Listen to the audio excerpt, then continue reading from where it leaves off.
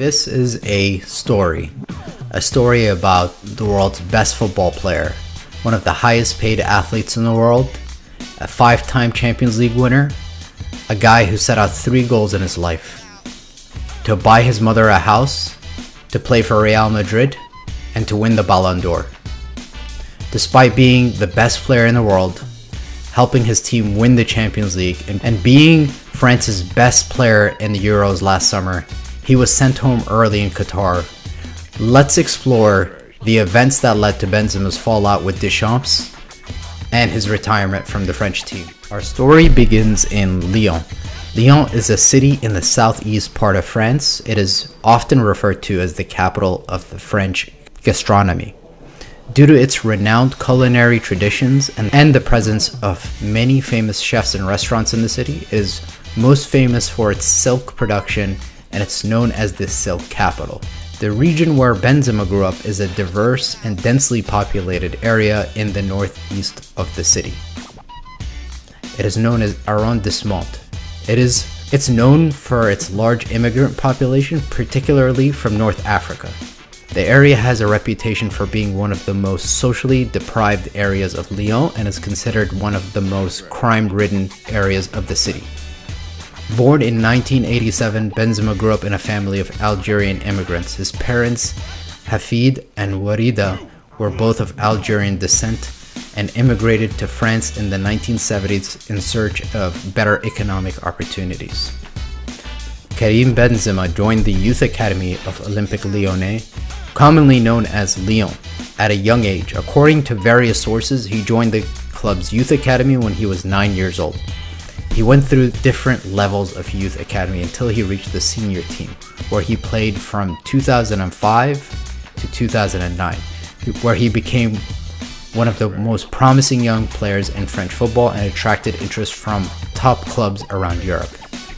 Benzema wore the number 10 shirt, showing glimpses of being a real talent in catching the eye of Manchester United, Barcelona, and where would become his home one day, Real Madrid. It was the summer of 2009 where Real Madrid were in the process of summer recruitment that drive the change for the club's future that continues to affect Spanish and European football for 13 years. They spent over 200 million on signings during that frantic summer in what was most incredible transfer windows in the history of football. That summer and Florentino's flurry in the transfer market would become to shape the sport for a decade and define an era in La Liga and European football. At the time, Real Madrid signed a 21-year-old striker from Lyon for 35 million named Karim Benzema.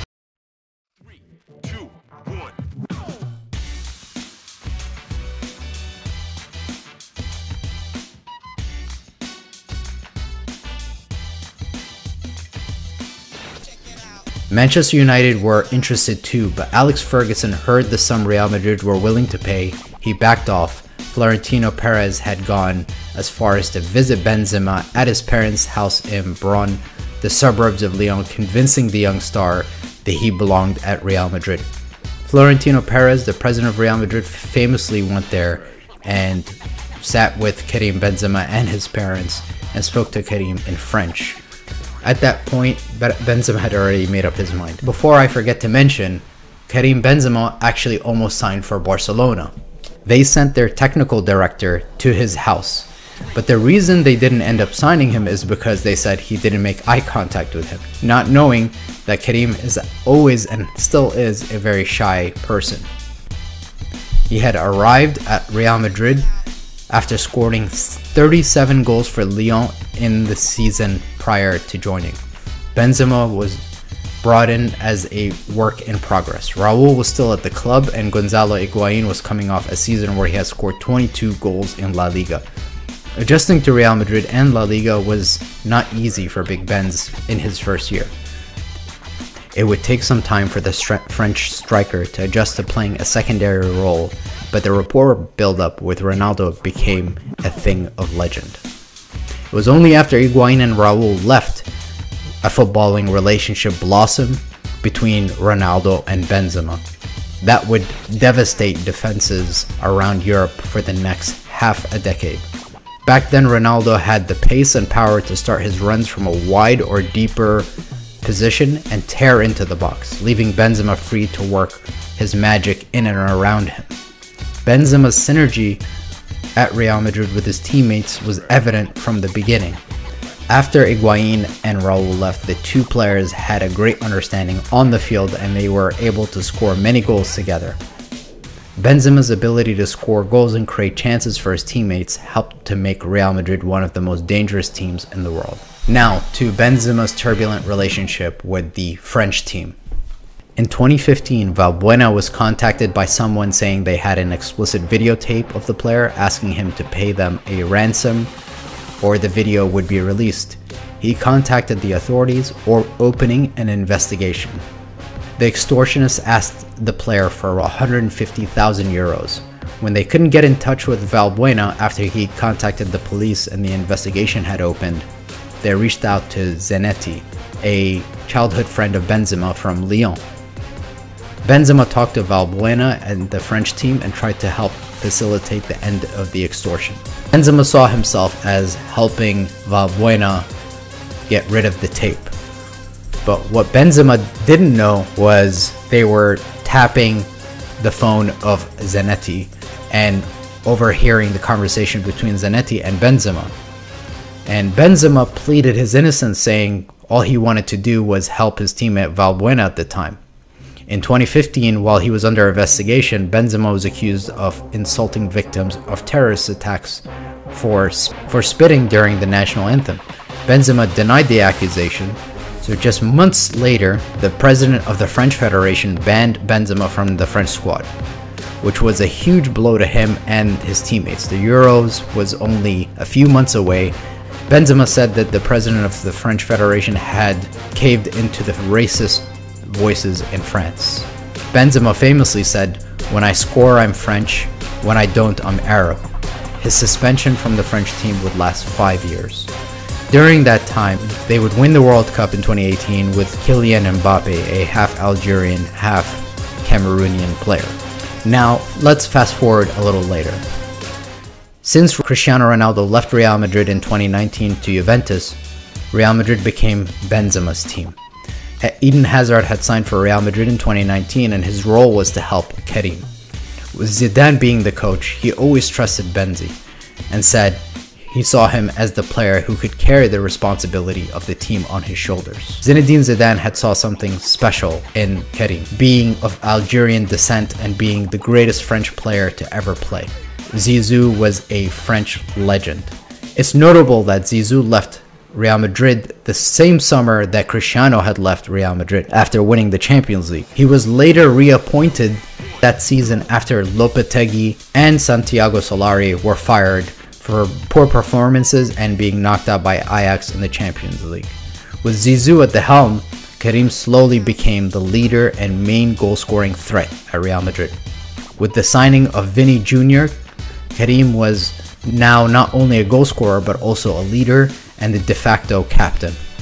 On the French side, following their victory in 2018 of the World Cup, there was only one position that lacked depth for France. It was the number 9 position, with only Olivier Giroud covering that position. In May of 2021, Benzema rejoined the French squad. After practically carrying Real Madrid, Karim had to ply his way into the French squad. Deschamps famously said, "We met, we spoke at length. I then thought very hard and came to this decision," said Deschamps. "I needed this chat." He needed this chat. As a national team boss, I have always looked beyond. One thing he looked beyond was possible friction between Benzema and Giroud. When asked to praise his own talents alongside the man who benefits the most from his international absence in 2020, Benzema joked and said, "You don't confuse that Formula 1 with a go-kart, and I'm being nice." Even though France bowed out of the 2020 World Cup with a shock loss to Switzerland on penalties, Benzema's selection was a success, scoring 9 in 13 international appearances. Benzema was France's best player in the tournament, showing his world-class abilities and intelligence. So things were going swimmingly for Karim. He's back in the French squad, the World Cup is only 1 year away, and the 2021-2022 season starts where Benzema has his best season yet. scoring crucial goals for his club in the Champions League, and helping them clinch 3 titles that season, and eventually winning the Ballon d'Or, a prestigious award that cemented Karim as one of the great French and Real Madrid players.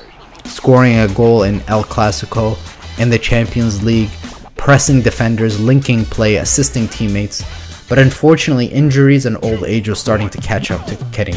He was starting to slow down physically. Having come off the field in the game against Celtic in the Champions League away in Glasgow, Karim suffered a muscle injury only a month before the start of the World Cup. Benzema joined the French squad in Qatar, not fully fit, but having played the last 2 games for Real Madrid. He sustained an injury in training for Qatar only a few days before the start of the tournament.